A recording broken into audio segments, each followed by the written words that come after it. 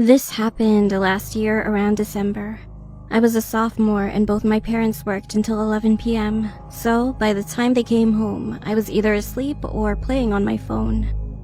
One night, it was around 9 p.m. and I felt thirsty, so I went to the kitchen to go get some water.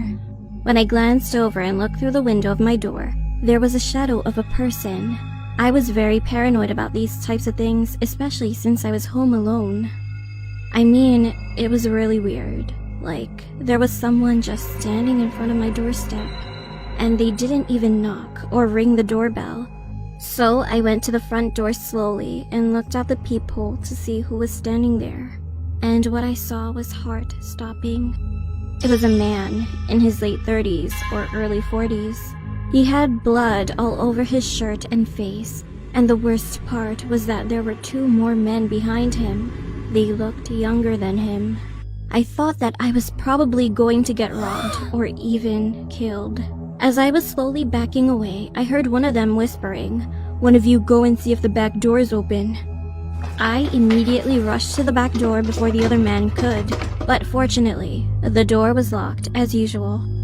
I then ran upstairs and called the police. They wanted me to stay on the phone with them, but as soon as they said that, I could hear the back gate being crushed. I was frightened, but tried not to scream as hard as possible. However, not long after, I could hear both men trying to break the front door too. I realized that they managed to come inside, so I ran into the bathroom and locked myself in there. At least 3 pairs of footsteps were barging about the house. Eventually, they were going to come upstairs, so I opened the window, getting ready to jump. One of the men was coming upstairs slowly, and each footstep was getting closer and closer. And that was the moment. He tried to twist the doorknob to open the door, but as it was locked, he knew. He yelled to the other man, "Someone's hiding in there," and he continued turning the doorknob violently. Again, I forced my hands over my mouth so that I wouldn't scream. I literally jumped out of the window into a bush. I hurt myself a little bit from the fall, but there was no time to hesitate.